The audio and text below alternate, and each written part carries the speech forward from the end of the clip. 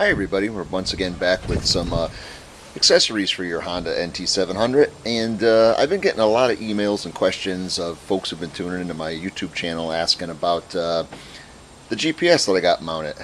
Typically everybody says, hey, I noticed in the background of your videos a nice cleanly mounted GPS on your bike. Can you tell us a bit about that? And I had to chuckle a little bit because I purposely passed over it because, not to disappoint everybody, but it's nothing really special. But if you're interested, I'll kind of go over it really quickly. Maybe it's going to help some folks out. Starting right from the top, let's take a look at the GPS unit itself that's in this little holder. Okay, the GPS I'm using is really nothing special. It's a very common TomTom Go 720. It's an older model. It's not even intended for motorcycle use. It's not shock-proof, dust-proof, or waterproof. The good news to this guy is it's been on my motorcycle for about 6,000 miles. I've dropped it. Boy, it's been through the war, and it keeps on running. They have a good reputation of just working and working.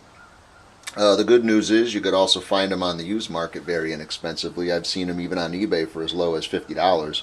So if you're looking for a very inexpensive GPS solution for your motorcycle, you might want to think about one. The downside to it is it's not extremely bright. In direct sunlight, the screen can be a little difficult to see at times. And also, too, it doesn't communicate well with a lot of Bluetooth headsets for motorcycles. So for some weird reason, it doesn't like to link up with a lot of that stuff. If you're looking for the GPS that's really made for motorcycles, that's worth something. The Zumo 550 by Garmin is the one to have. I think it's even better than some of the newer attempts Garmin's come out with. It's definitely better than the TomTom Rider. A lot of folks have problems with those, so until TomTom redevelops their GPS for motorcycles, you might want to steer clear of that. But that's pretty much it. But let's move on to things that I think you're more interested in. Okay, the mount system I'm using is a RAM mount, made by RAM. It's made up of a few pieces. I'll disassemble it for you and show you them. The cradle itself is what holds the device.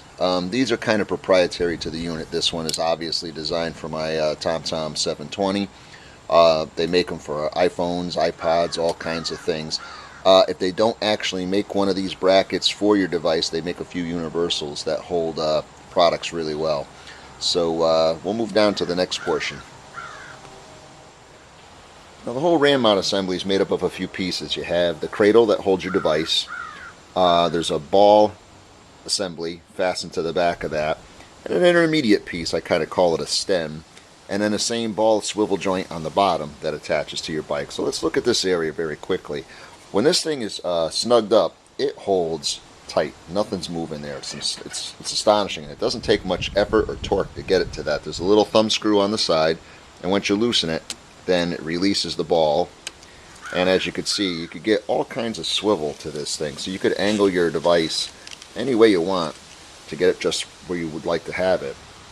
And then just as a little turn of the knob, once again, boy, you could you could steer the bike with it, although I wouldn't recommend it. But let's take it apart and show you it in pieces. Okay, just spinning off the knob here like we did before. If you loosen this thing up, it loosens up the clamp, you can slip the assembly right out.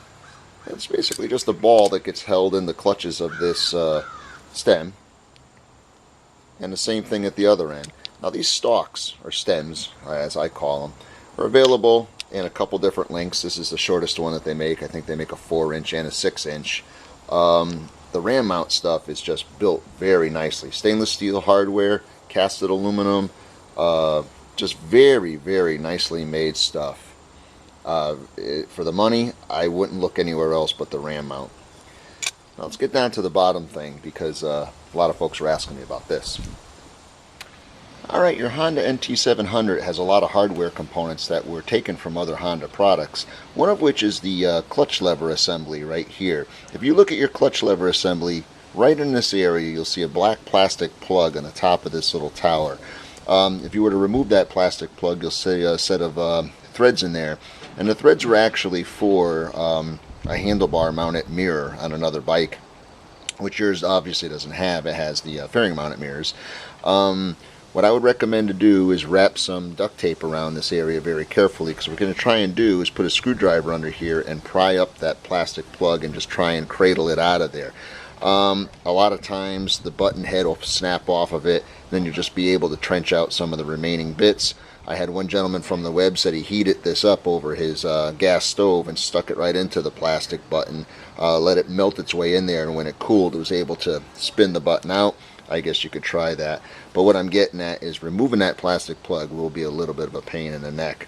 Once you've gotten that out, Ram makes a ball that has the proper threads that'll thread right in there. You might want to put a little bit of Loctite on the threads, because you really can't put a wrench or anything on here. You're literally just going to have to sock it down as tight as you can get it by hand.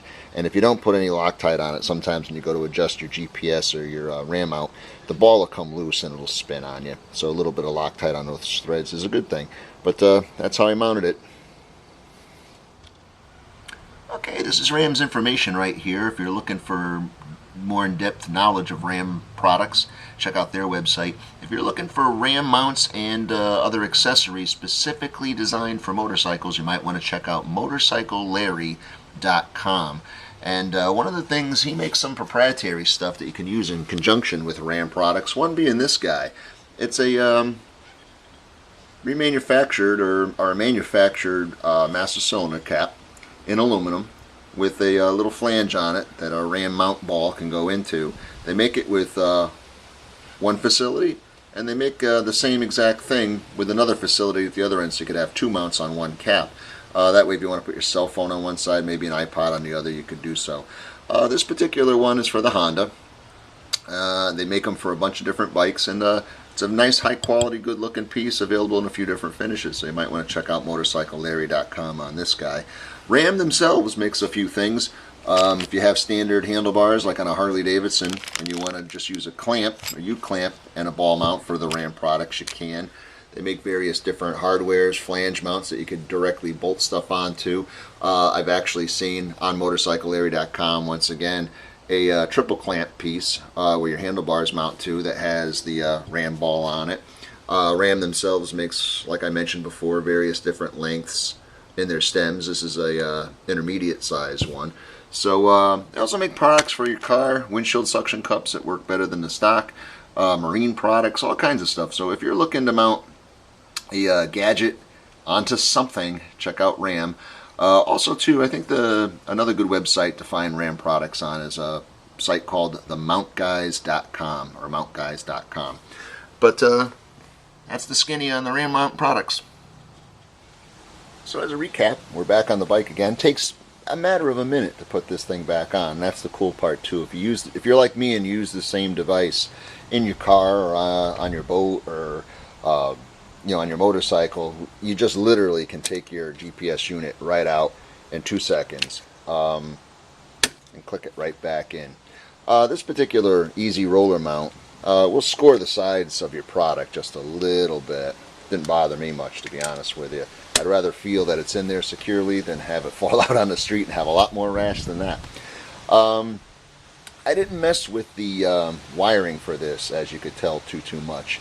Because this device is so portable and I move it around, I didn't want to permanently wire it to the motorcycle. But let me show you just fairly quickly how I kind of set it up for a ride. On my NT700V, I have the Honda line power outlet kind of stashed right here in the pocket. I just notched the edge of the plastic perimeter out just a little bit. And all I do is I plug the TomTom's power supply into there, leave the excess cable right here, and just sneak the wire out there, leave a little service coil, and just plug it right into the GPS. Nothing fancy. It is kind of temporary. And until I decide to buy maybe a Garmin Zumo 550 or something I would actually hardwire into the motorcycle, I just kind of use it that way, and mainly because, like I said, it's a portable device and I relocate it often, so I didn't want anything too fancy and too permanent. But that's about it. Very slick, very easy, and since you got that little threaded option right there for the Honda NT700, it's a very clean and easy way to go. So I hope that helps out some of your questions, and feel free to write at any time.